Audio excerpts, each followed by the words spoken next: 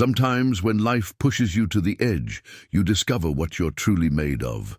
Martha Whitmore learned this the hard way when crushing debt forced her to flee into the Rocky Mountains with nothing but hope and a prayer. She thought an empty cabin would be her salvation. She was wrong.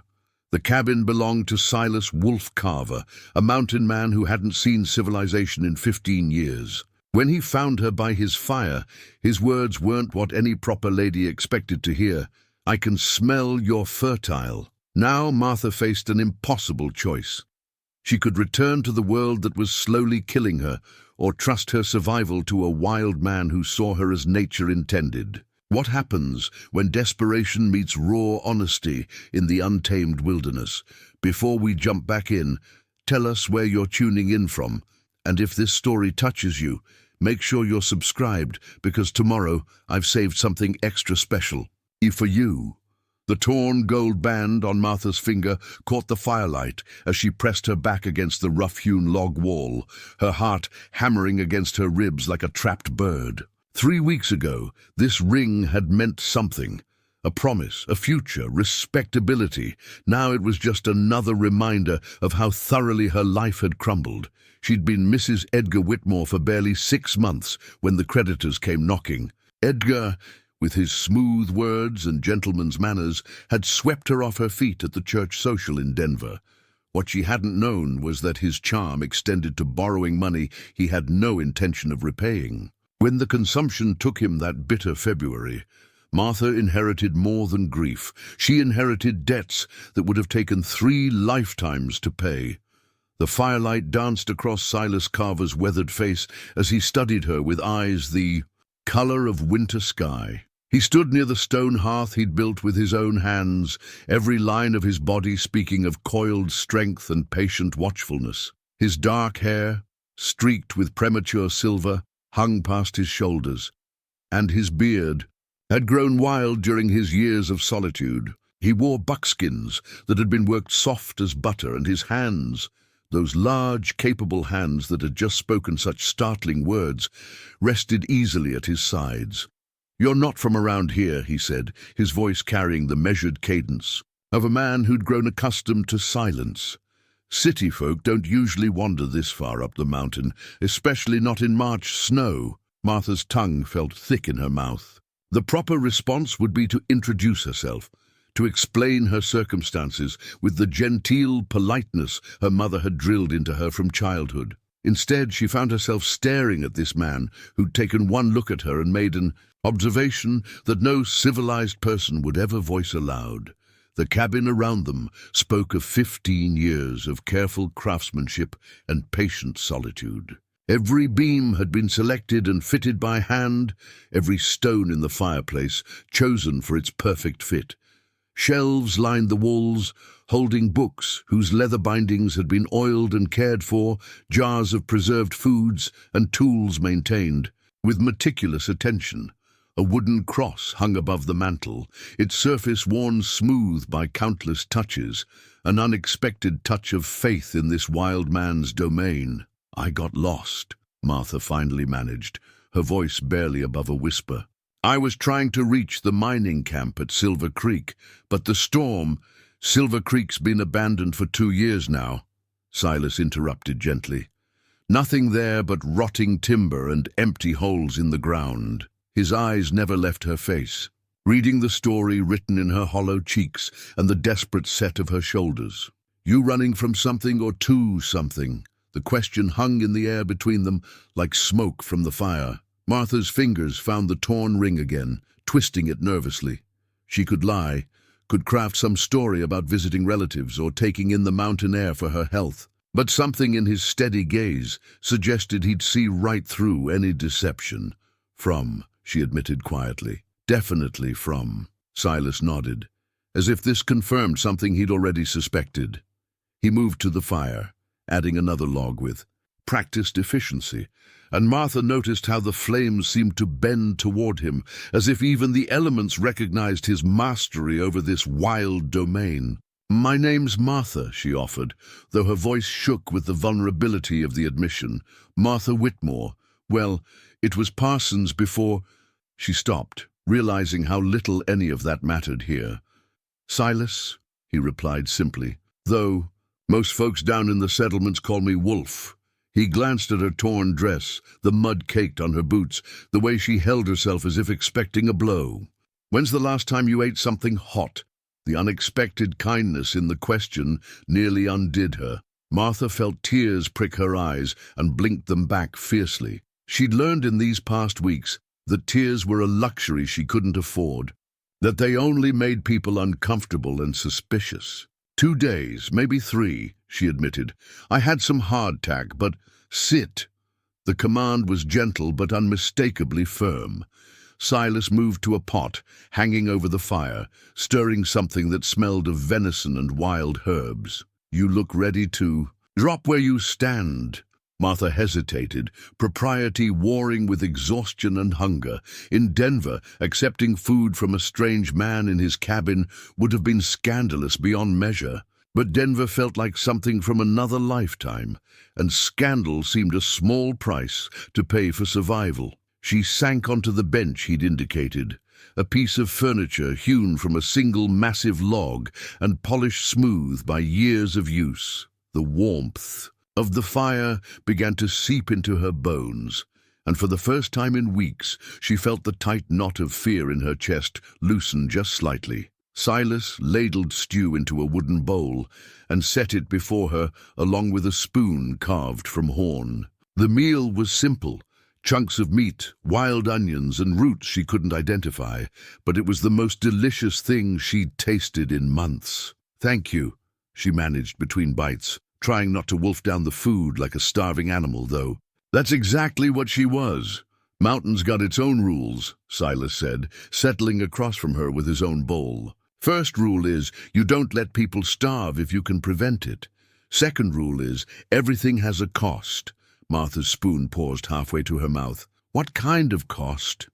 "Honesty, mostly." His winter blue eyes held hers steadily. "I've been alone, up here for 15 years, and I've gotten good at reading people. You're not just running from debt or a bad husband. There's fear in you that goes deeper than money troubles." The stew suddenly tasted like ash in her mouth. Martha set down her spoon with hands that trembled slightly. "I don't know what you mean." "Yes, you do." Silas's voice remained gentle, but there was steel underneath. "I can smell it on you, not just the fear, but the fertility. You're ripe for bearing children, and someone back in civilization either wanted that from you or wanted to punish you for denying it to them." Heat flamed in Martha's cheeks at his blunt words, but beneath the embarrassment was a shocking recognition of truth. Edgar had been pressing her about children from their wedding night, frustrated by her failure to conceive quickly. His mother had been even worse, making pointed comments about barren wives and their uselessness to good families. "It's not proper to speak of such things," she whispered. "Proper's a luxury for people who don't have to worry about surviving the next winter," Silas replied. "Up here, we deal with truth. Your body's telling me you're healthy and strong, despite being half-starved. It's also telling me you're at the age where babies come easy, if you're with the right man." Martha's face burned hotter. "You can't possibly know such things just by smelling. Spent 15 years learning to read what the mountain tells. Me, animals, weather, people, they all give off signs if you know how to listen." Silas finished his stew and set the bowl aside. "Question is, what are you planning to do about your situation?" "I was hoping to find work in Silver Creek," Martha said, though the admission felt foolish now. "I can cook and sew, and I'm not afraid of hard work. And when winter comes, when the snow's 10 feet deep and the temperature drops below anything you've ever imagined." Silas leaned forward, his expression serious. "City skills don't mean much when you're trying not to freeze to death." The harsh reality of his words settled over her like a cold blanket. Martha had known her plans were desperate, but hearing them spoken aloud made her realize just how close to death she'd come. "I don't have anywhere else to go," she admitted, her voice barely a whisper. Silas was quiet for a long moment, studying her with those unsettling blue eyes. When he spoke, his words were measured and careful. "There's a way you could stay." Martha's heart leaped with hope and terror in equal measure. What way? I could use the company. 15 years is a long time to talk to nothing but trees and wildlife. He paused, choosing his words carefully. In return, you'd learn to survive up here. I'd teach you everything you need to know. Hunting, preserving food, reading weather, defending yourself. And that's all? Martha asked, though something in his manner suggested there was more to the arrangement. That's all I'm offering tonight, Silas said quietly. But I won't lie to you about what might develop over time. You're a beautiful woman, and I'm a man who's been alone too long. If we're sharing close quarters through a mountain winter, nature has a way of taking its course. The honesty of his words should have scandalized her, but instead Martha found herself considering the offer with a clarity that surprised her. She could return to Denver and face debtor's prison, or she could stay here and learn to build a new kind of life entirely. I need time to think, she said finally. Take all the time you need, Silas replied, rising to bank the fire for the night. But morning's coming whether you're ready or not, and the mountain doesn't much care about human hesitation. As Martha settled onto the pile of furs he'd arranged for her near the fire, she stared up at the wooden cross above the mantel. Whatever Silas Carver had been before he became a mountain man, he'd once believed in something greater than survival. The question now was whether she had the courage to believe in the possibility of starting over, even if it meant abandoning everything she'd been taught about proper behavior and respectable living. Outside, the wind howled through the peaks, but inside the cabin, warmth held the cold at bay. For the first time in months, Martha closed her eyes without fear of what morning might bring. Martha woke to the sound of absolute silence, a quiet so profound it seemed to press against her eardrums. The fire had burned down to glowing embers, and pale morning light filtered through the single window, revealing a world transformed by fresh snow. Silas was already gone, though she could smell coffee brewing and hear the distant sound of an axe biting into wood. She dressed quickly in a torn traveling dress, acutely aware of how inadequate her clothing was for this environment. The floor was cold beneath her thin-soled boots as she made her way to the window. Outside, Silas worked steadily, splitting logs with an efficiency that spoke of countless mornings spent in the same ritual. Each swing of the axe was perfectly controlled, and the wood split clean with satisfying cracks that echoed off the surrounding peaks. When she stepped outside, the cold hit her like a physical blow. The air was so thin and sharp, it made her lungs ache, and the snow crunched beneath her feet with a sound like breaking glass. Silas looked up from his work, taking in her inadequate clothing with a single glance. "Morning," he said simply, though his eyes lingered on the way she hugged herself against the cold. "Coffee's ready inside." "Thank you." Martha's breath came out in white puffs that dissipated quickly in the dry air. "I should be going. I've imposed on your hospitality long enough." Silas straightened, the axe hanging loose in his grip. "Going where?" "I don't know," she admitted. "But I can't stay here accepting charity. It wouldn't be right." "Right according to who?" His voice was mild, but there was something watchful in his manner. "Your Denver society friends? The same people who let you walk out into a mountain winter with nothing but hope and good intentions." The words stung because they were true. Martha lifted her chin, trying to summon the dignity that had carried her through Edgar's funeral and the humiliating meetings with creditors. "I'll find something. I always have. Will you now?" Silas set the axe aside and moved closer, his boots crunching in the snow. "Tell me, Martha from Denver, what exactly is your plan for survival? Because from where I'm standing, you've got about 6 hours before hypothermia sets in, assuming you can even find your way down the mountain without getting lost." "I'm not helpless," she protested, though even to her own ears the words sounded weak. "Never said you were helpless, said you were unprepared." His winter blue eyes held hers steadily. "There's a difference between courage and foolishness, and walking into a mountain winter without proper gear falls squarely into the second category." Martha's father's pocket watch, her last valuable possession, seemed to burn like a coal in her dress pocket. She'd kept it through everything, even when hunger had made her consider selling her wedding ring. It was solid silver, engraved with his initials, and worth enough to buy passage somewhere warmer. But trading it would mean severing the last connection to the man who taught her that a person's word was their bond. "I have this," she said, pulling out the watch and holding it toward him with shaking fingers. "It's worth something. Maybe you could trade it in town for supplies or—" "Keep your watch," Silas interrupted quietly. "A man's timepiece isn't something you trade away lightly." "It was my father's," Martha said, though she hadn't meant to reveal that detail. "He died when I was 16. This is all I have left of him." Silas studied the watch for a moment, then looked back at her face. "What did he do, your father?" "He was a minister," Martha replied, surprised by how much it hurt to speak of him in the past tense, even after all these years. "He believed in helping people, in doing what was right regardless of the cost. Sounds like a good man." "He was." Martha clutched the watch tighter, feeling the familiar weight of it in her palm. "He would have said that accepting charity was.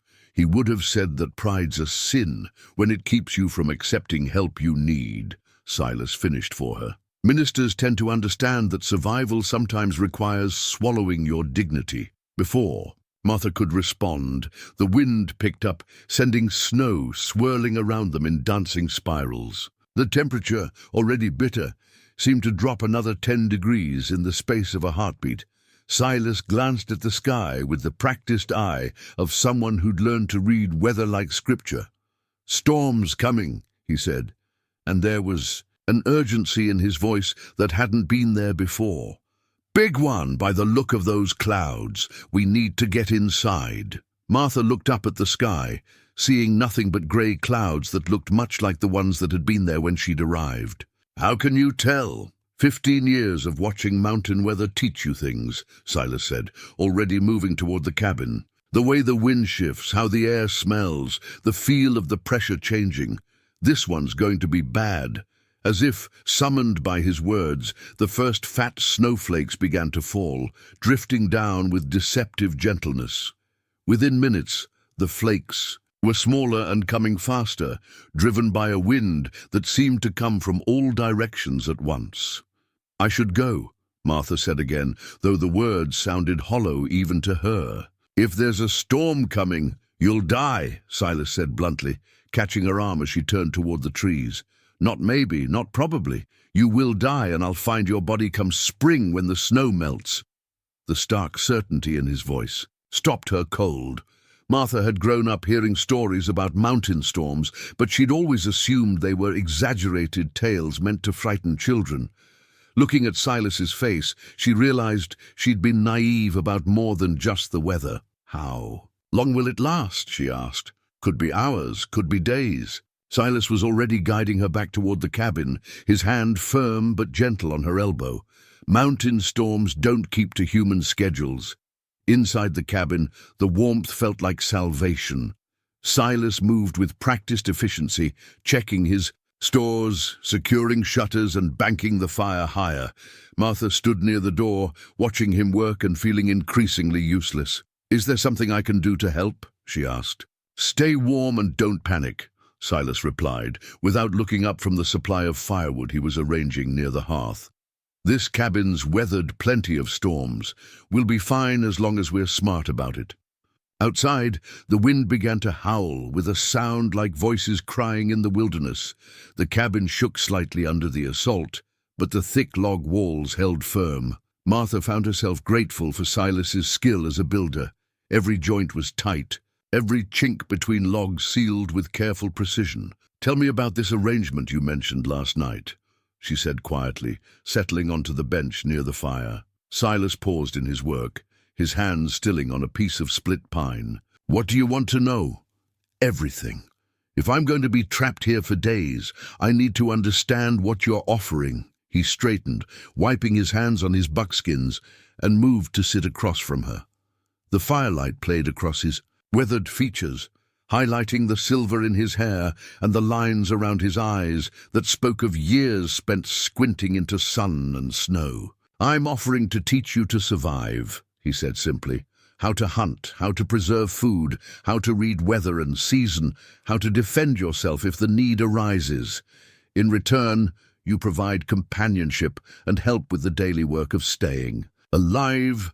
And the other part, what you said about nature taking its course. Silas was quiet for a long moment, his gaze fixed on the dancing flames. I won't lie to you about the attraction, Martha. You're a beautiful woman, and I'm a man who's been alone too long. But I'm not some animal who'll force himself on an unwilling woman. Whatever happens between us happens because we both want it to. The honesty of his words should have shocked her. But instead, Martha felt a strange sense of relief. Edgar had never spoken so plainly about desire or attraction. Everything had been couched in terms of duty and respectability, leaving her to wonder if passion was something only improper women experienced. And if I said no, if I wanted to stay, but nothing ever developed between us, then nothing develops, Silas said firmly. I'd rather have honest companionship than reluctant submission. Outside, the storm continued to build, rattling the shutters and sending snow spiraling past the windows in sheets of white. Martha watched the wild dance of wind and snow and felt something shift inside her chest, a loosening of constraints she hadn't even realized she'd been carrying. All right, she said quietly. I'll stay. I'll learn what you can teach me. Silas nodded, something that might have been relief flickering across his features. Good. We'll start with the basics once this storm passes. But first rule of mountain. Living, when you're stormbound, you rest. Fighting the weather is a waste of energy you can't afford. As if to emphasize his point, a particularly violent gust shook the cabin, sending a shower of snow down the chimney with a sharp hiss. Martha pulled her shawl tighter around her shoulders and watched Silas tend the fire with the easy competence of someone who'd learned to find peace in the midst of chaos. For the first time since Edgar's death, she felt the possibility of a future stretching out before her, uncertain and frightening perhaps, but real in a way her old life had never been. The storm raged for 3 days, sealing them inside the cabin with a wall of white that made the outside world disappear entirely. By the second day, Martha had stopped flinching every time the wind howled or the shutters rattled. By the third, she'd begun to understand why Silas seemed so at peace with the violence of the weather. There was something oddly comforting about being forced to simply exist, to wait without the pressure of constant activity. When the wind finally died and Silas opened the shutters to brilliant sunshine reflecting off pristine snow, Martha felt as if she were seeing a new world. The landscape had been transformed, sculpted into impossible curves and peaks by the storm's fury. Everything looked clean and sharp-edged, as if the mountain had shed its old skin and emerged renewed. Beautiful, isn't it? Silas said, standing beside her at the window. First snow always feels like the world's been given a fresh start.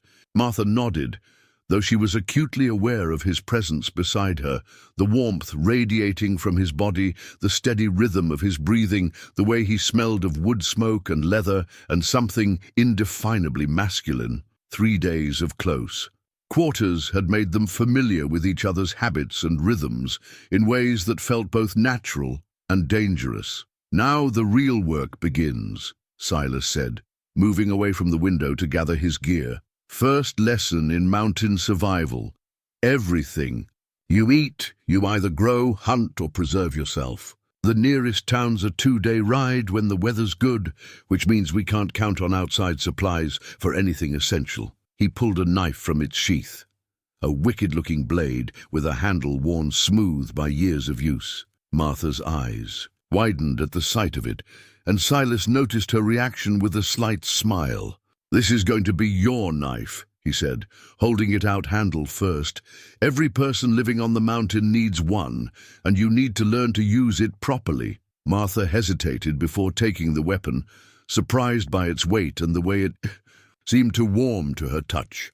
The blade was sharp enough to split hairs, but the handle felt comfortable in her grip, as if it had been made for hands like hers. I don't know anything about knives, she admitted. You will, Silas said with quiet confidence. First thing to learn is respect. A knife's not a toy or a threat. It's a tool that can save your life or end it, depending on how you use it. Treat it with the respect it deserves, and it'll serve you well. He led her outside, where the snow crunched under their feet, with a sound like breaking crystal. The air was so cold it made her nostrils sting, but the sun was brilliant and warm. On her face, Silas had found her a coat among his supplies, a heavy wool thing that had probably belonged to a man half again her size, but it kept the wind at bay. "Today we start with the basics," Silas said, leading her to a clearing where several skinned rabbits hung from a makeshift frame. Martha's stomach turned at the sight, but she forced herself to look. These were caught yesterday before the storm. Yet they need to be cleaned and prepared for preservation. Martha had helped her mother prepare chickens for Sunday dinner, but the sight of the wild rabbits was somehow different, more primal, more connected to the reality of survival. "I've never done anything like this before." "Everyone starts somewhere," Silas said, his voice patient and encouraging. "Watch first, then try. The knife needs to move with confidence. Hesitation leads to mistakes, and mistakes can be dangerous." He demonstrated the proper way to hold the blade, how to make clean cuts that separated hide from meat without wasting either. His movements were fluid and practiced. Speaking of years spent in this same task, Martha watched with a mixture of fascination and queasiness as he worked. "Your turn," he said, offering her a second rabbit. Martha's first attempts were clumsy and uncertain. The knife felt foreign in her hands, and she was terrified of cutting herself or ruining the meat. But Silas stood beside her, his hands occasionally covering hers, to guide the blade, his voice offering quiet encouragement when her confidence faltered. "Feel the difference between hide and meat," he instructed, his breath warm against her ear. As he leaned close to guide her movements, "The knife will tell you where to cut if you listen to it." The physical closeness was distracting in ways Martha hadn't expected. She could feel the solid warmth of his body behind her, could smell the clean scent of his skin beneath the leather and wool. When his hands covered hers to adjust her grip, something sparked along her nerves that had nothing to do with the cold. "There," Silas said, as she successfully separated a clean strip of hide. "You're getting the feel of it." Martha found herself pleased by the simple praise in a way that surprised her. Edgar had rarely complimented her efforts, and when he had, it was always in the context of how her accomplishments reflected on him. Silas's approval felt different, direct and honest, focused on her skill rather than her value as an ornament. By the end of the morning, Martha had successfully cleaned 2 rabbits under Silas's watchful eye. Her hands were stained, and her arms ached from the unfamiliar motions, but she felt a deep satisfaction at having mastered something genuinely useful. "Well done," Silas said, examining her work with professional interest. "Clean cuts, no waste. You've got good hands for this kind of work." "It's not what I imagined myself doing," Martha admitted, wiping the blade clean on a rag.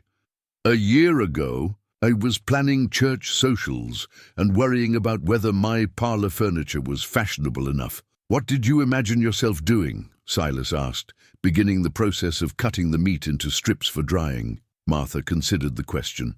"Seriously, I suppose I thought I'd be a proper wife and mother, that I'd spend my days managing a household and raising children, maybe helping with Edgar's business." She paused, watching him work. "I never imagined I'd be learning to skin rabbits in the mountains."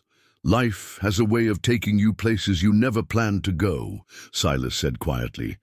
"The question is whether you fight the current or learn to swim with it." As they worked together throughout the afternoon, Martha began to understand what he meant. There was a rhythm to the tasks, cutting, salting, hanging the strips to dry, that felt almost meditative.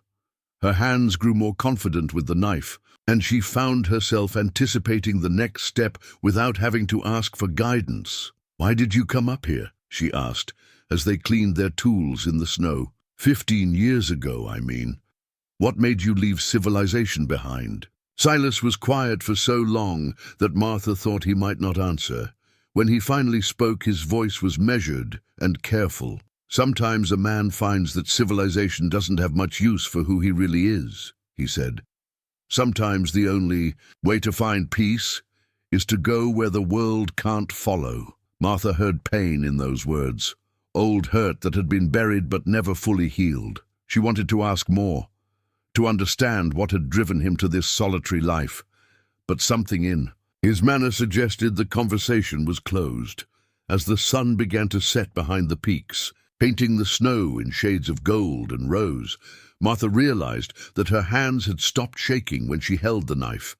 The weight of it felt natural now, like an extension of herself, rather than a foreign object. It was a small accomplishment, perhaps, but it felt like the first step toward becoming someone new, someone who might actually survive in this wild, beautiful place. The recipe book lay open on the rough wooden table, its pages warped and stained from the journey that had brought Martha to this mountain cabin. She smoothed her fingers over her mother's careful handwriting, trying to decipher words blurred by moisture and time. The ink had run in places, turning precise instructions into watercolor smears, but she could still make out fragments.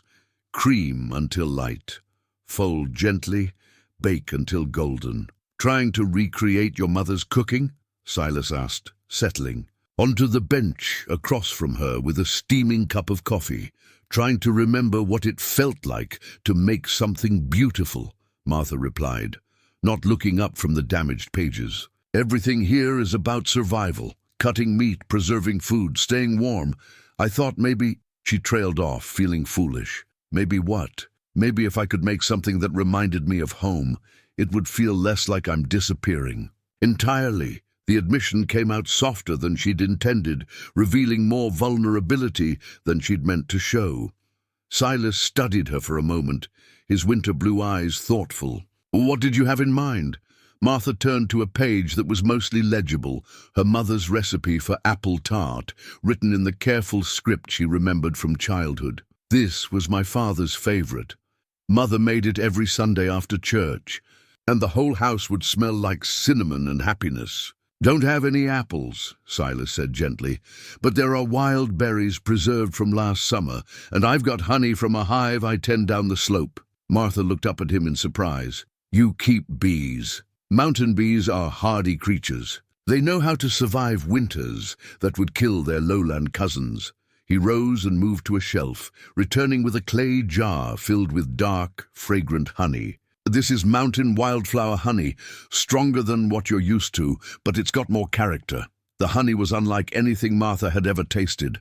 It carried flavors of pine and wild herbs, of summer meadows and mountain air. When she touched a fingertip to the golden liquid and brought it to her lips, she could taste the wild freedom of the place where it had been made.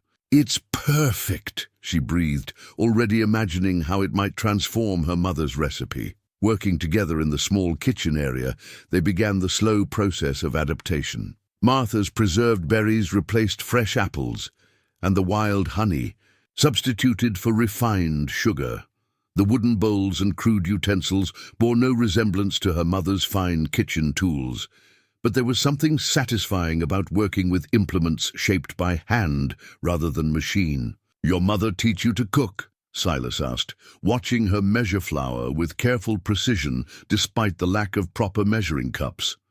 "She taught me everything a proper lady should know," Martha replied, mixing the dough with steady strokes. "Cooking, sewing, managing household accounts, entertaining guests.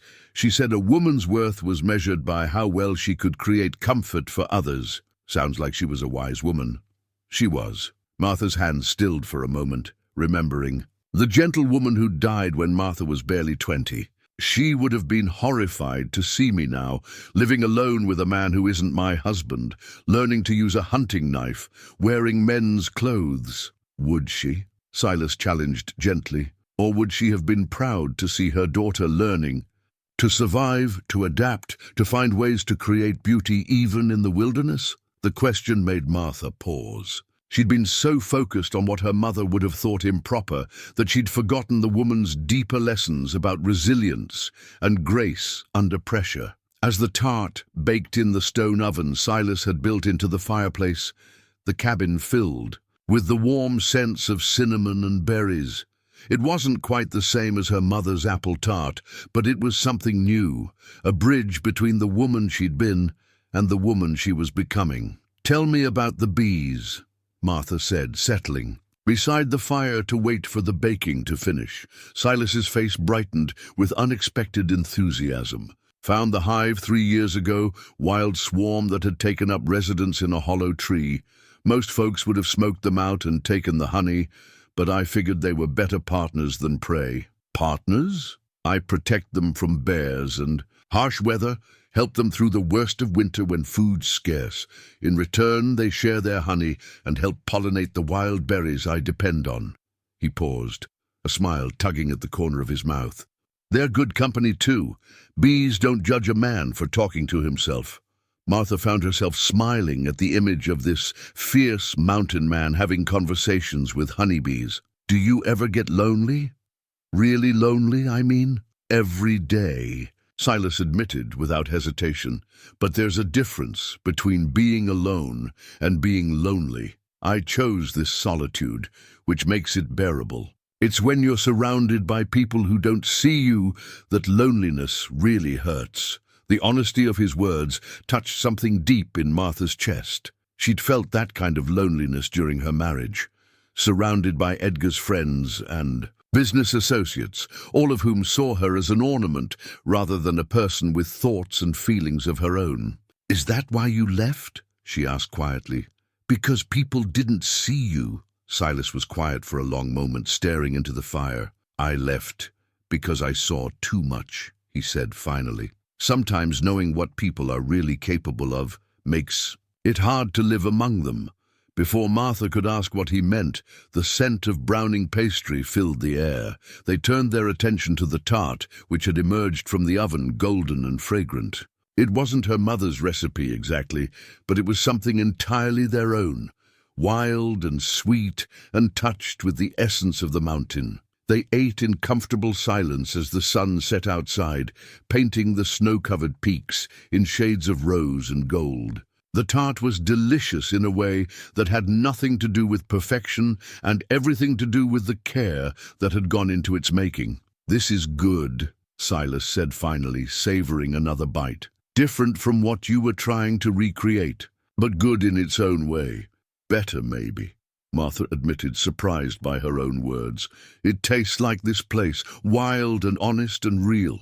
As she cleaned the dishes in heated snow water, Martha realized that her hands had stopped searching unconsciously for her mother's fine china. The simple wooden bowls felt right in her palms, and the rhythm of washing and drying had become as natural as breathing. That night, as she settled onto her bed of furs near the fire, Martha opened the recipe book one more time. On the last page, one that had somehow escaped water damage, she began to write in careful script, "Mountain berry tart, adapted for wilderness cooking." Below that, she added the measurements and techniques she'd learned, creating the first entry in what she was beginning to think of as her new life's cookbook. Outside, an owl called through the darkness, its voice wild and free. Martha listened to the sound and felt something shift inside her chest, a loosening of old constraints, a growing comfort with the woman she was becoming. For the first time since Edgar's death, she fell asleep, smiling.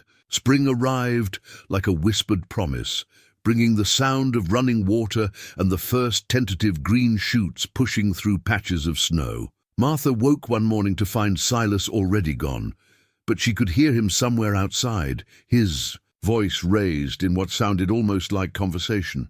Curious, she dressed quickly and stepped into the morning air, which carried the fresh scent of melting snow and new growth. She found him near a grove of aspens, talking in low, measured tones to something she couldn't see. As she drew closer, she realized he was addressing a massive brown bear that stood perhaps 30 yards away, apparently listening with the patience of a long-time neighbor. "Morning, old Ben," Silas was saying, his voice calm and respectful. "See, you made it through another winter. Looking a bit thin, but that's to be expected. Berries won't be ready for another month or so." The bear, old Ben apparently, huffed once and shambled away through the trees, showing no signs of aggression or fear. Martha stood frozen until the animal disappeared, then hurried to Silas's side. "You know that bear?" she asked, her heart still hammering. "Known him for about 8 years now," Silas replied casually, shouldering the wolf pelt coat he'd removed while working. "He's got territory that overlaps with mine, so we've learned to be neighborly about it. Long as I don't get between him and food, and he doesn't get curious about my cabin, we get along fine." Martha stared at him in amazement. "You talk to bears the way other people talk to shopkeepers." "Bears are more honest than most shopkeepers," Silas said with a slight smile. "They tell you exactly what they want, and they don't try to cheat you on the price." The wolf pelt draped over his shoulders made him look like something from a frontier legend, part man, part wild creature. Martha had grown accustomed to his appearance over the past weeks, but seeing him in the morning light with the fresh green of spring around him, she felt a stirring of something that went beyond gratitude or companionship. "Today we start hunting lessons," Silas announced, leading her back toward the cabin. "Spring's the best time to learn. Animals are moving, tracks are clear in the soft ground, and the weather's forgiving if you make mistakes." Martha felt a flutter of nervousness. "I don't know if I can kill anything." "Killing's not the hard part," Silas said quietly. "Respecting what you kill is what matters. Every animal that gives its life to feed you deserves your gratitude and your skill.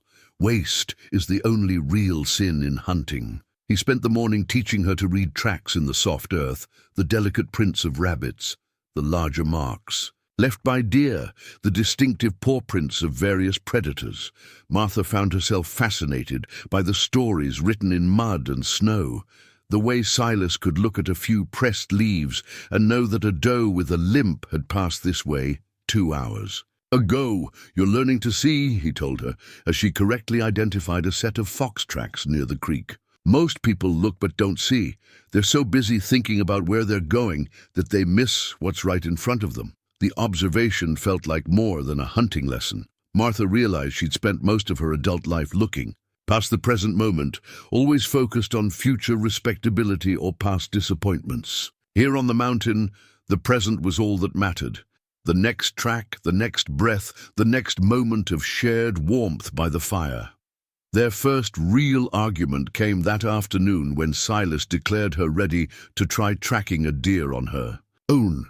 Martha felt overwhelmed by the responsibility, certain she'd make some crucial mistake that would ruin their chances for fresh meat. "I'm not ready," she protested. "I'll scare it away or get lost, or—" "You're more ready than you think," Silas interrupted, but Martha shook her head stubbornly. "You don't understand. I've never done anything like this. I can't just—" "Can't what?" Silas's voice carried an edge of frustration that Martha had never heard before. "Can't trust yourself to learn something new? Can't believe you might be stronger than you think? I'm not strong!" The words burst out of her with surprising force. "I'm a widow with no money and no prospects who got lost in a blizzard and had to be rescued by a stranger.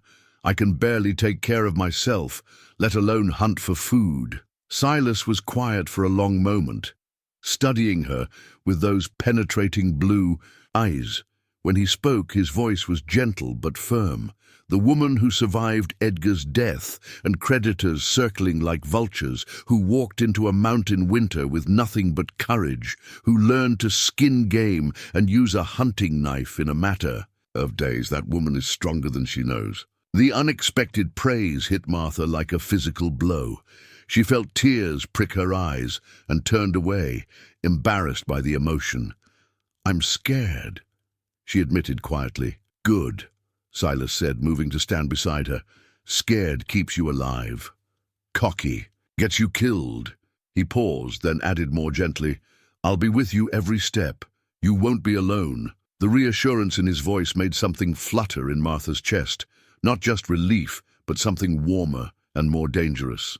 She found herself very aware of his presence beside her, of the way his coat smelled like pine smoke and leather, of the strength in his hands as he adjusted her grip on the rifle he'd been teaching her to use. Their first hunt together was a revelation.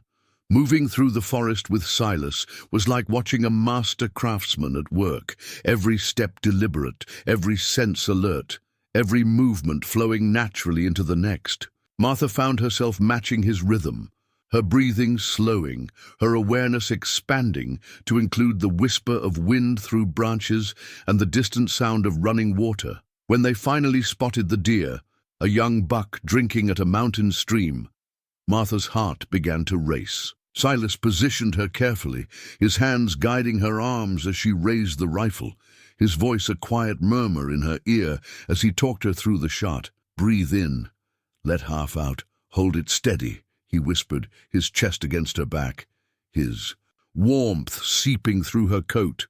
"Squeeze the trigger like you're pressing a flower, gentle and sure." The moment stretched like glass, suspended between intention and action. Martha could feel every heartbeat, every breath, every point where her body touched Silas's. Then something clicked into place, a sense of rightness, of being exactly where she belonged, and she squeezed the trigger. The shot echoed off the mountains like thunder, and the buck dropped cleanly. Martha lowered the rifle with shaking hands, overwhelmed by a mixture of triumph and grief that she hadn't expected. "Well done," Silas said quietly, his hands still resting on her shoulders. "Clean kill, no suffering.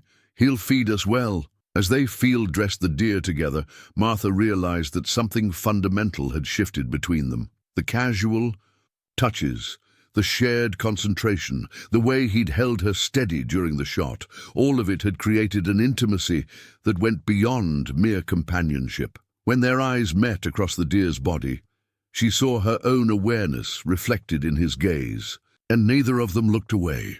The wildflower crown sat lightly on Martha's head, woven from mountain lupine and Indian paintbrush that Silas had gathered while she wasn't looking. She caught sight of her reflection in the cabin's single mirror, face bronzed by mountain sun, hair braided back in a practical style she'd learned from necessity rather than fashion, eyes bright with health, and something that might have been happiness. "You look like you belong here," Silas said from behind her, his voice carrying a warmth that made her pulse quicken. "Do I?" Martha touched the flowers gently, surprised by how natural they felt. "Sometimes I can barely remember the woman who wore silk dresses and worried about calling cards." "She's still there," Silas said quietly, stepping closer. "But now she's got company from someone stronger." The flowers had been a surprise that morning. Martha had woken to find them arranged. By her bedroll, their stems still damp with dew. The gesture was so unexpected, so gently romantic, that it had made her chest tight with emotions she'd thought buried with Edgar. "Why did you pick these for me?" she asked, turning to face him. Silas looked almost bashful, an expression that sat strangely on his weathered features, saw them growing near the beehives and thought. He paused, searching for words, thought they were pretty enough to match their surroundings. The compliment, delivered with his characteristic directness, made heat bloom in Martha's cheeks. Over the past weeks, she'd grown accustomed to his practical praise, approval for her growing skills with knife and rifle, acknowledgement of her quick learning and steady hands. But this was different, personal in a way that crossed the careful boundaries they'd maintained. The sound of approaching horses shattered the intimate moment. Silas's demeanor changed instantly, his body going taut with alertness as he moved to the window. Martha felt her stomach drop. Visitors to the mountain were rare, and rarely brought good news. 3 riders, Silas said quietly, his hand moving instinctively to the rifle mounted above the fireplace. Coming up the main trail, moving steady but not rushed. Martha joined him at the window, her own anxiety spiking as she recognized the lead rider. Thomas Brennan had been one of Edgar's business associates, a man who'd always made her uncomfortable with his appraising looks and pointed comments about her lack of children. "I know him," she whispered, shrinking back from the window. "Thomas Brennan, he knew my husband." Silas's jaw tightened. What would he want up here? Before Martha could answer, Brennan's voice called out from the yard. Hello, the cabin. Looking for a woman named Martha Whitmore. Got word she might have passed this way. Martha's blood turned to ice. If Brennan had tracked her here, it meant her creditors were still pursuing her. Or worse, that they'd discovered some legal claim that could force her return to Denver. Stay back, Silas murmured, moving toward the door. Let me handle this. He stepped outside with the easy confidence of a man on his own land, but Martha could see the tension in his shoulders, the way his right hand stayed near the pistol at his hip. "Afternoon," Silas called, his voice carrying the measured politeness of someone who wasn't entirely welcoming. "Don't get many visitors up this way. You gentlemen lost?" "Not lost," Brennan replied, dismounting with the air of a man accustomed to being accommodated. "Thomas Brennan, representing the estate of Edgar Whitmore. We're looking for his widow. Woman about 30, brown hair, probably traveling alone and in some distress. Lot of people pass through these mountains," Silas said noncommittally. "Most don't stay long. Country's too hard for folks used to. City living." Martha pressed herself against the wall beside the window, trying to hear without being seen. Brennan's presence here meant trouble, the kind of trouble that could destroy the fragile new life she'd been building. "Thing is," Brennan continued, his voice taking on a harder edge, "Mrs. Whitmore left Denver under something of a cloud. Questions about her late husband's finances, certain irregularities that came to light after his death. The kind of irregularities that might interest a federal marshal." Martha's knees nearly gave out. Federal marshal? That meant they weren't just talking about civil debt anymore. Somehow Edgar's financial crimes had been laid at her feet. "That so?" Silas's voice remained carefully neutral. "Well, like I said, folks pass through. Can't say. I pay much attention to their personal business. Mind if we water our horses? It's been a long ride from town." "Help yourself to the creek," Silas replied. "But I'd appreciate it if you didn't linger. Mountain's got its own rhythms, and strangers tend to upset the natural order." Through the window, Martha watched Brennan's face tighten with irritation at the polite dismissal.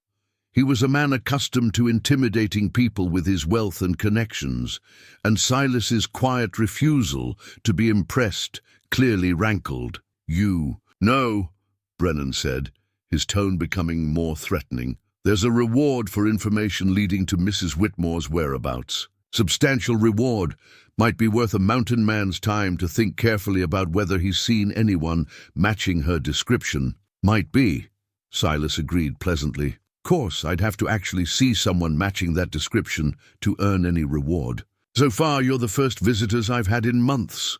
The lie was delivered with such casual confidence that Martha almost believed it herself. She watched Brennan's frustration grow as Silas remained unruffled by both the implied threat and the offered bribe. After the riders finally departed, their horses disappearing down the mountain trail, Silas came back inside to find Martha sitting on the floor beside the window, her whole body shaking with reaction. "They think I stole money," she whispered. "They think I was part of Edgar's schemes." Silas knelt beside her, his large hands gentle as they framed her face. "Were you?" "No." The word came out fierce and immediate. "I barely knew anything about his business. He said it wasn't appropriate for wives to concern themselves with such matters." "Then we'll figure this out," Silas said firmly. "But right now, you're safe. They didn't see you, and they've got no reason to suspect you're here. They'll be back," Martha said, fear making her voice thin. "Men like Brennan don't give up easily. And if there's really a federal marshal involved, then we'll deal with that when it happens," Silas interrupted, pulling her into his arms with a tenderness that made her throat close with emotion. "You're not facing this alone anymore, Martha. Whatever comes, we face it together." The promise in his words, the solid strength of his embrace, made something break open in Martha's chest. She buried her face against his shoulder and let herself cry for the first time since Edgar's death.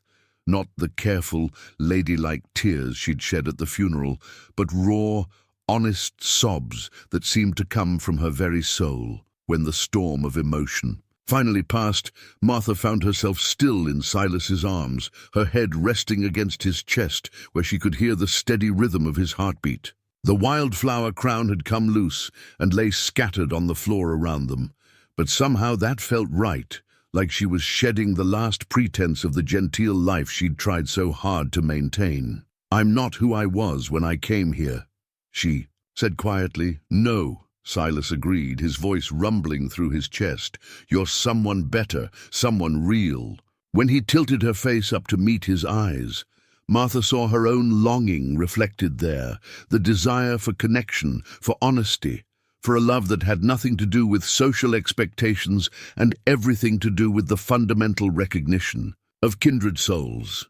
Their first kiss was gentle, tentative, full of questions and promises. When they finally broke apart, Martha felt as if the world had shifted on its axis, revealing new possibilities she'd never imagined. "Whatever happens," she whispered against his lips, "I'm glad I found you." "We found each other," Silas corrected softly, "and I'm not letting anyone take that away." The wanted poster was weathered and torn, but Martha's face stared back at her with unmistakable clarity. The sketch wasn't perfect, but it was close enough to make her stomach drop like a stone. Across the top, in bold letters that seemed to burn themselves into her vision, "Wanted for federal charges, theft and conspiracy, $500 reward." Silas read quietly, his voice carefully controlled. "For information leading to the arrest of Martha Elizabeth Whitmore, wanted, in connection with embezzlement of federal mining claims and conspiracy to defraud the United States government." Martha sank onto the bench beside their table, the poster trembling in her hands. "Federal mining claims? I don't understand. Edgar never mentioned anything about mining." Silas was quiet for a long moment, studying the poster with an expression she couldn't read. When he looked up, there was something in his winter blue eyes that made her chest tighten with a new kind of fear. "Martha," he said carefully, "what exactly did Edgar tell you about his business?" "Import and export," she replied automatically, the words she'd repeated to countless social acquaintances. "He said he helped connect Eastern investors with Western opportunities. I assumed it was lumber or cattle or—" She stopped, seeing something shift in Silas's expression. "Why are you looking at me like that?" Instead of answering, Silas moved to a trunk in the corner of the cabin, one Martha had assumed contained winter clothing or supplies. He opened it carefully, as if revealing something he'd hoped never to touch again. Inside, beneath layers of oiled cloth, was a badge, a federal marshal's badge. Martha stared at the star-shaped piece of metal as if it were a snake coiled to strike. "You're a lawman." "Was," Silas corrected quietly, lifting the badge with obvious reluctance. 15 years ago, before I came to the mountain, the betrayal hit her like a physical blow.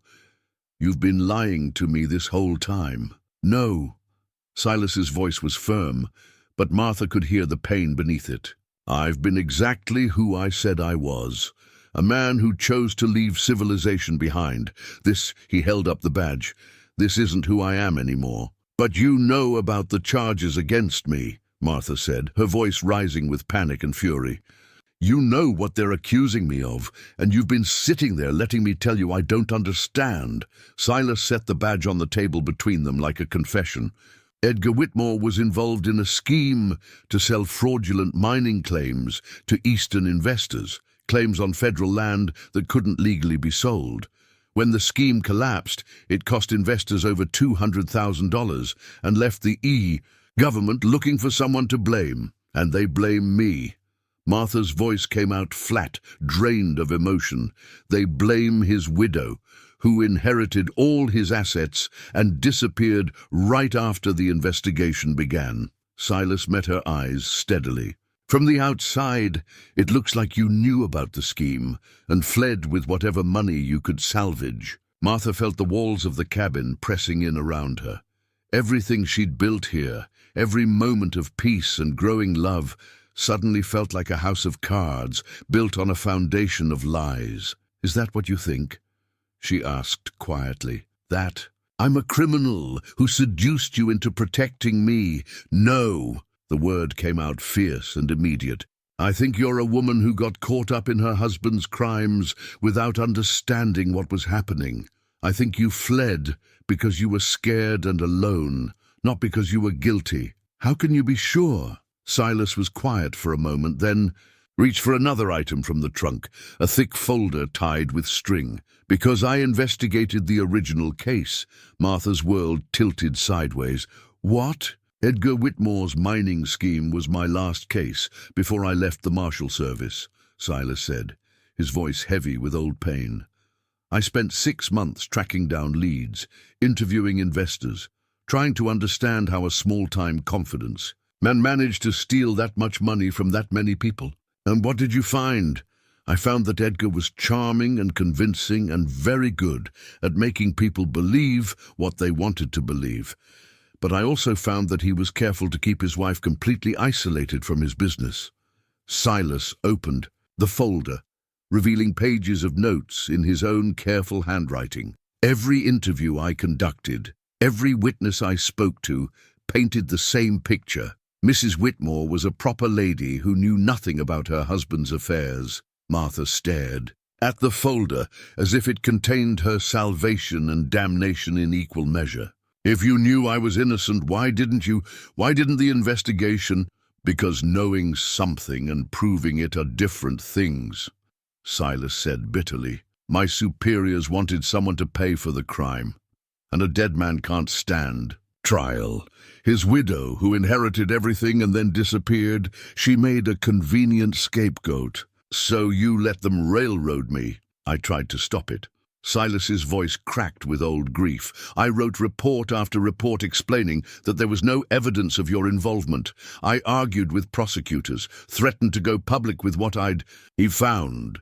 And for my trouble, I was told to drop the investigation or find a new career." Martha felt something cold and bitter settle in her stomach. "And you chose to find a new career." "I chose to come up here where I didn't have to watch innocent people get destroyed by a system more interested in blame than justice." Silas reached across the table as if to take her hand, then stopped when she pulled away. "Martha, you have to understand. I was just one man fighting a machine that had already decided what truth it wanted to accept. You could have warned me," Martha said, her voice shaking with betrayal. "When you realized who I was, you could have told me what I was really facing." "I was going to," Silas said desperately. "I was waiting for the right moment, trying to figure out how to explain without terrifying you. And then," he gestured helplessly, "then I started falling in love with you, and I couldn't bear the thought of watching you run again." The admission hung between them like smoke from a dying fire. Martha wanted to be moved by it, wanted to forgive him for the deception, but the betrayal cut too deep. "Love," she repeated bitterly. "How can you love someone when you've been lying to them from the beginning?" "I haven't been lying about my feelings," Silas said quietly. "Everything I've told you about who I am now, everything we've built together, that's real. The badge is just metal and old regret." Martha stood abruptly, pacing to the window where she could see the mountain peaks that had become her refuge. Now they felt like prison walls, trapping her with a man who'd hidden the most fundamental truth about himself. "What happens now?" she asked, without turning around. "Do you turn me in for the reward? Is that what this has all been leading to?" The sound of metal hitting wood made her turn. Silas had thrown the badge into the fire, where it landed among the glowing coals with a sharp hiss. "That's what happens." "To my past as a lawman," he said, his voice rough with emotion. "I chose you over duty 15 years ago when I tried to clear your name. I'm choosing you again now." Martha watched the badge begin to blacken and warp in the flames. "The poster said the bounty hunters would be back. They'll keep coming until they find me or give up." "Then we make sure they give up," Silas said firmly. "This mountain's got plenty of places to hide, and I know every trail, every cave, every game path for 50 miles in any direction. If we have to disappear for a while, we can do that. And after, what kind of life is that? Always running, always. Looking over our shoulders?" Silas moved to stand beside her at the window, close enough that she could feel his warmth but not quite touching. "The kind of life where we're together. The kind where you're free to be who you really are instead of what other people expect you to be. Martha stared out at the wilderness that had become her sanctuary and felt the weight of an impossible choice settling on her shoulders. Stay and risk capture, or run and abandon the only place where she'd ever felt truly herself. Either way, she realized with a clarity that cut like winter wind, the woman who'd fled Denver in desperate fear was gone forever. What remained was someone harder, stronger, and infinitely more dangerous to those who would try to hunt her down. The hidden cache lay beneath a false floor in the cabin's northwest corner, concealed so expertly that Martha had walked over it dozens of times without suspecting its existence. Now, watching Silas carefully remove board after board, she understood why he'd chosen this particular spot for his home, not just for the view or the water source, but because it could be defended. "How long have you been preparing for this?" she asked, staring down at the weapons arranged with military precision in the underground space. Rifles, pistols, ammunition, and things she couldn't identify, but that looked decidedly lethal. "Since the day I left the Marshal Service," Silas replied, lifting out a rifle that looked far more advanced than the simple hunting weapons he'd taught her to use. "Man doesn't just walk away from that life without making some preparations for the possibility that the life might come looking for him." Martha ran her fingers along the edge of a wooden crate filled with ammunition. "You were expecting this?" "Not me specifically, but something like this. I was expecting trouble eventually." Silas checked the action on the rifle with practiced efficiency. "Too many people knew what I'd learned about that mining scheme. Too many powerful men who couldn't afford to have their involvement exposed. I figured sooner or later someone would decide I was a loose end that needed tying up." The morning had been spent in grim preparation. They'd moved most of their essential supplies to the old mine shaft Silas had showed her 2 weeks earlier.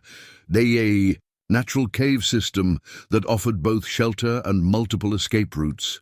The shaft was invisible from the main trail, accessible only through a narrow crevice between two massive boulders that looked like natural rock formation. "Tell me again, why we're not just running," Martha said, though she already knew the answer. They'd had this conversation 3 times in the past 2 days, always reaching the same conclusion. "Because running makes us look guilty," Silas replied patiently, "and because these mountains are the only place I've ever found peace. I'm not giving that up without a fight." Martha understood, even though part of her still whispered that discretion was the better part of valor. This place had become home in a way that Denver never had, never could have been. The thought of abandoning it felt like tearing out a piece of her soul. "Walk me through the plan again," she said, settling cross-legged beside the cache. Silas set down the rifle and looked at her with an expression that mixed love with regret. "You sure you want to hear this? It's not going to be pretty, Martha. When men come hunting with federal backing and serious money involved, they don't tend to be interested in taking prisoners." "I'm sure." Martha's voice was steadier than she felt. "If we're doing this together, I need to understand what we're facing. They'll come up the main trail, because it's the only one wide enough for horses," Silas began, his voice taking on the clipped cadence of a man who'd planned military operations. "Probably 3 to 5 men armed and expecting resistance. They'll try to surround the cabin first, cut off escape routes. But we won't be in the cabin. No, we'll be here." Silas pointed to a crude map he'd sketched on a piece of bark, showing the mine entrance and the surrounding terrain. "High ground, good sightlines, multiple fallback positions. The mine gives us shelter and water, and there are 3 different ways out if we need to retreat." Martha studied the map, trying to memorize the details. "What about supplies?" "Enough food and ammunition for 2 weeks, maybe 3 if we're careful, but I don't think it'll take that long. Men like Brennan aren't used to extended campaigns. In hostile territory, they'll either take us quickly or give up and go home. And if they don't give up," Silas met her eyes steadily, "then we make sure they regret not giving up." The quiet steel in his voice reminded Martha that beneath the gentle man who'd taught her to hunt and track was someone who'd spent years enforcing federal law in territories where justice often came at gunpoint. It should have frightened her, but instead, she found it oddly comforting. Whatever was coming, she wouldn't face it alone. They spent the afternoon in final preparations, moving with the efficient coordination of partners who'd learned to anticipate each other's needs. Martha found herself checking and rechecking her weapons, the hunting knife that had become an extension of her hand, the rifle Silas had modified for her smaller frame, the pistol he'd insisted she carry as backup. "You don't have to do this," Silas said, as they shared what might be their last peaceful meal in the cabin. "I could take you to the mine and then lead them away, make them think you'd never been here." No, Martha's refusal was immediate and absolute. "We're past that now. Whatever happens, we face it together." It could mean killing people, Martha. Are you prepared for that? The question hung between them like a blade. Martha thought of the woman she'd been 6 months ago, proper, sheltered, unable to imagine violence as anything but an abstract concept. That woman felt like a stranger now. "I'm prepared to protect what matters to me," she said quietly. "And you matter to me more than my old scruples about violence." As evening fell, they made their final move to the mine entrance. The cave mouth was hidden behind a screen of juniper bushes that Silas had carefully cultivated over the years. Inside, the space opened into a natural chamber large enough for a small camp, with a clear spring providing fresh water and enough ventilation to allow a small, smokeless fire. "It's beautiful," Martha said, looking around at the space Silas had prepared as their last refuge. He'd furnished it sparingly but thoughtfully.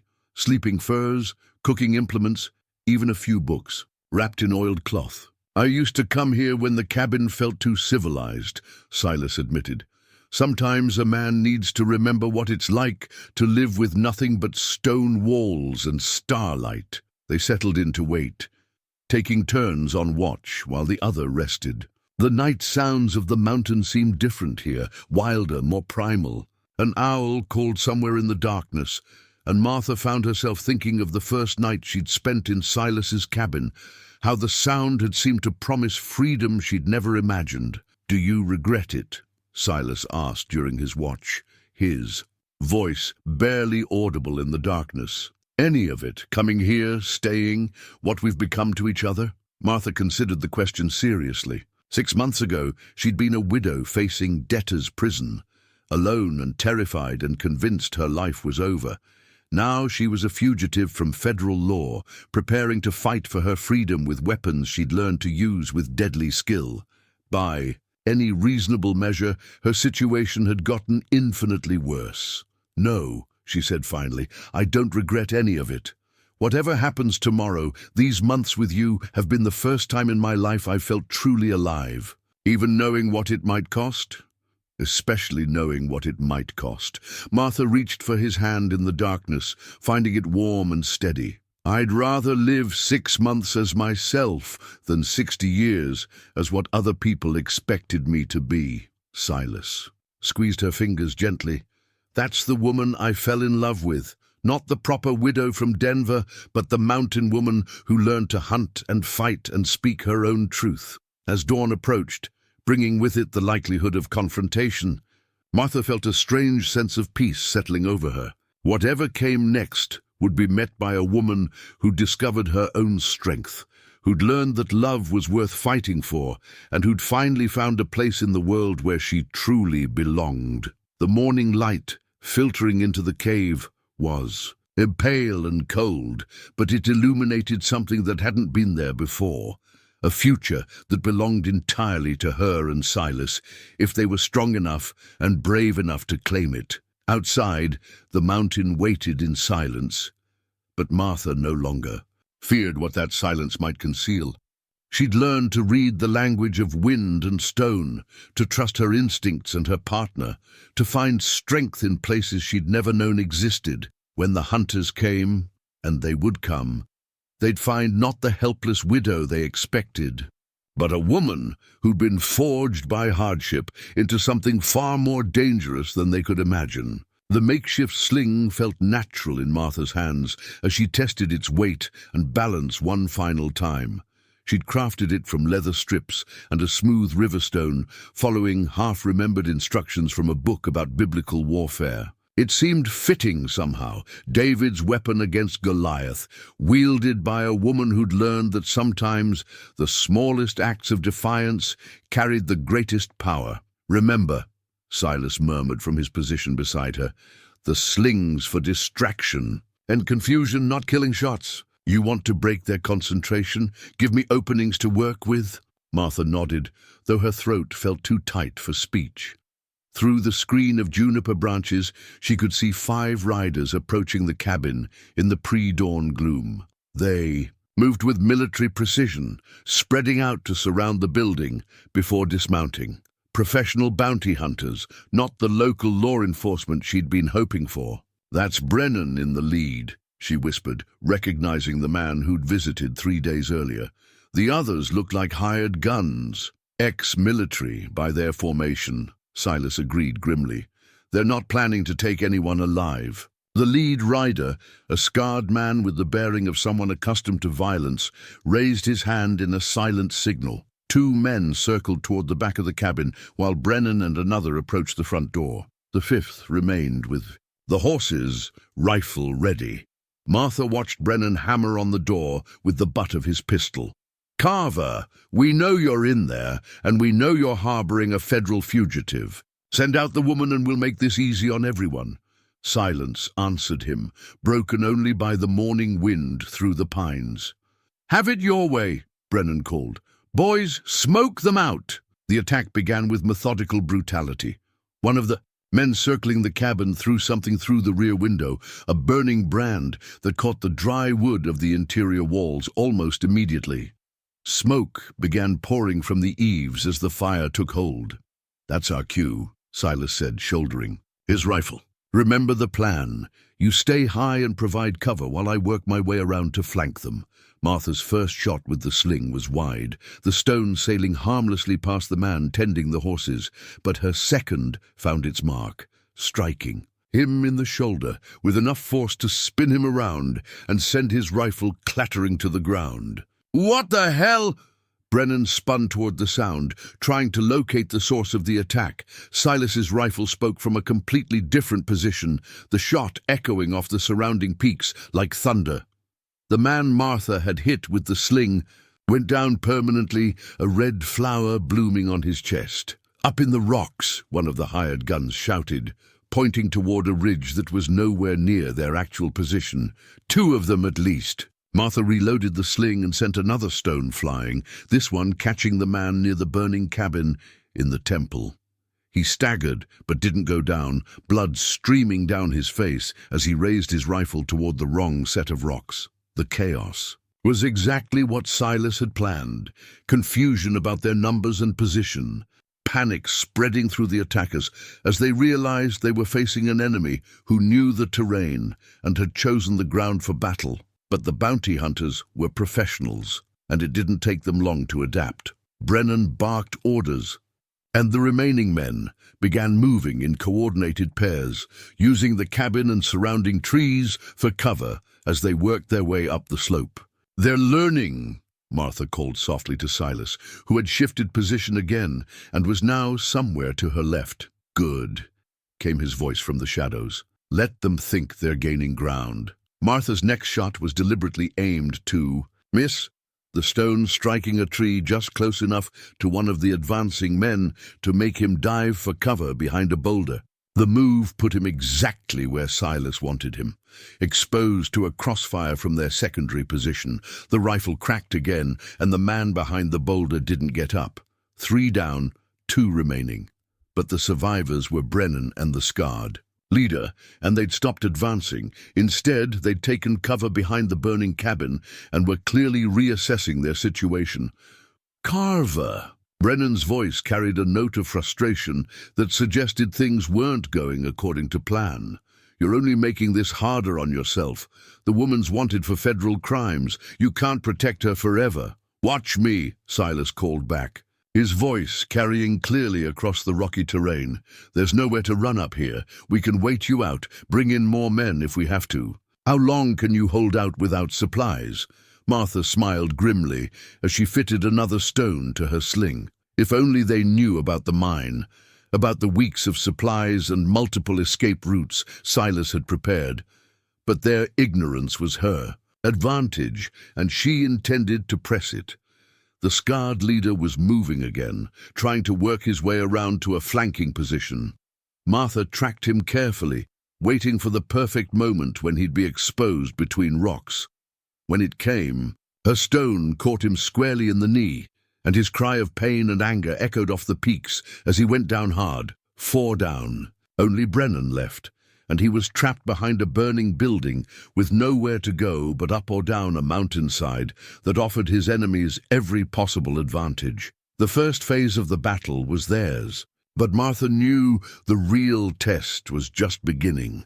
The emergency shelter carved deep into the mountain's heart had been Silas's final contingency, a place where 2 people could hold out indefinitely if they were willing to live like their ancestors had lived, with nothing but stone walls and determination between them and death. Martha crouched in the narrow entrance, her rifle trained on the cave mouth, while Silas tended the wound in his shoulder. Brennan's final desperate gambit had nearly succeeded, a lucky shot that had found its mark just as Silas moved to finish the fight. Now they were reduced to their last refuge, with Brennan somewhere outside in the maze of rock formations, wounded but still dangerous. "How bad is it?" Martha asked without taking her eyes off the entrance. "Bad enough," Silas replied through gritted teeth, wrapping the wound with strips torn from his shirt. "Bullet went clean through, missed the bone. I'll live, but I'm not going to be much use in a fight. Then it's a good thing I've learned to take care of myself." The words came out with a confidence that surprised them both. 6 months ago, Martha would have been paralyzed by fear at the thought of facing an armed man alone. Now, with Silas's blood on her hands and the weight of her rifle familiar as breathing, she felt only a cold determination to protect what was hers. "Brennan's not going anywhere," she continued, checking her ammunition with practiced efficiency. "He's wounded, his men are dead, and he doesn't know this mountain like we do. All we have to do is wait him out, Martha." Silas's voice carried a warning. "Don't underestimate him. Desperate men do desperate things, and Brennan's got too much invested in this to just give up and go home." As if summoned by his words, Brennan's voice echoed from somewhere outside the cave. "Mrs. Whitmore, I know you can hear me. Your mountain man's been hit. I saw the blood trail. How long do you think he can last without proper medical attention?" Martha's jaw tightened, but she didn't respond. Engaging in conversation would only give Brennan information about their position and state of mind. "I'm not unreasonable," Brennan continued, his voice moving as he tried to locate the cave entrance. "You come out peacefully, and I'll make sure. Carver gets the medical attention he needs. You got my word on that." "His word," Silas muttered bitterly. "The word of a man who just tried to murder us both." "You can't hide in there forever," Brennan called. "I've got time, Mrs. Whitmore. I've got supplies and patience, and eventually you're going to have to come out." What Brennan didn't know was that the cave system extended deep into the mountain, with another entrance nearly a mile away through a series of natural tunnels. What he also didn't know was that Martha had spent weeks learning every inch of those passages, memorizing each turn and crevice until she could navigate them in complete darkness. "I'm going around," Martha whispered to Silas, already moving toward the back of the cave. "There's a passage that will put me behind him." "No." Silas tried to stand, grimacing as the movement pulled at his wounded shoulder. "Too dangerous. We stick to the plan. Wait him out." "The plan assumed we were both able to fight," Martha replied firmly. "Now it's just me, and I have advantages he doesn't know about." She slipped into the narrow passage that led deeper into the mountain, moving with the silent confidence of someone who'd learned to trust her instincts and her training. The tunnel was pitch black, but she knew every step, every low-hanging rock, every place where the passage narrowed or branched. Behind her, she could hear Brennan still calling threats and promises, his voice growing more frustrated as the silence stretched on. Good. Let him think they were both trapped in the main cave, growing weaker and more desperate by the hour. The passage wound through the mountain's heart for what felt like an eternity, but was probably only 20 minutes. When Martha finally saw daylight ahead, she moved even more carefully, checking each step before committing her weight. The exit was concealed behind a fall of boulders that looked natural, but had been carefully arranged to provide both camouflage and firing positions. She could see Brennan now, crouched behind a large rock, about 50 yards from the main cave entrance. He was favoring his left leg. One of her sling stones had found its mark during the earlier fighting, and his rifle was trained on the cave mouth with the patience of a professional hunter. Martha settled into position, her rifle steady against the natural rest provided by the boulder arrangement. From here, she had a clear shot at Brennan's position, and more importantly, he had no idea she existed. "Last chance, Mrs. Whitmore," Brennan called, his voice echoing off the surrounding rocks. "I'm running out of patience, and when that happens, I'm going to start making this cave very uncomfortable for you and your friend." "Then you'd better hope you're a better shot than your men were," Martha called back, her voice coming from a completely different direction than Brennan expected. She saw him spin toward the sound, confusion and alarm clear on his weathered face. For a moment that stretched like eternity, their eyes met across the rocky terrain, the desperate widow turned mountain warrior and the bounty hunter who'd underestimated everything about his quarry. "Impossible," Brennan breathed, bringing his rifle around toward her position. "No," Martha said quietly, her finger steady on the trigger. "Just impossible for a man who never learned that the mountain belongs to those who respect it." The shot echoed through the peaks like thunder, final and absolute. Brennan's rifle fell from nerveless fingers as he toppled backward, his expression more surprised than pained. Martha remained in position for several minutes, making sure the threat was truly ended. When she was certain, she made her way back, through the mountain passage to where Silas waited, pale but determined, at the cave entrance. "Is it over?" he asked when she emerged from the shadows. "It's over," Martha confirmed, helping him to his feet. All of them.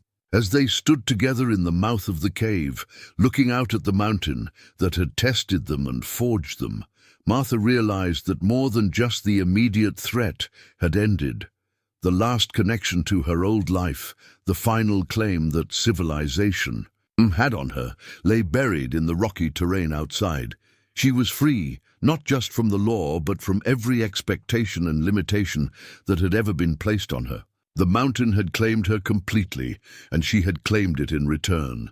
The wedding rings caught the firelight as Silas held them up for Martha's inspection, the gold warm and bright against his calloused palms. He'd crafted them himself during the long weeks of his recovery, melting down nuggets he'd found in the mountain streams and shaping them with tools he'd made from scrap iron and patience. "They're not much to look at," he said, though his voice carried pride in the work. "No fancy jeweler's shop could have made them, and they're not perfectly round. But they're ours, made from this mountain's gold and meant to last as long as we do." Martha took the smaller ring, sized to fit her finger perfectly, and felt the weight of it in her palm.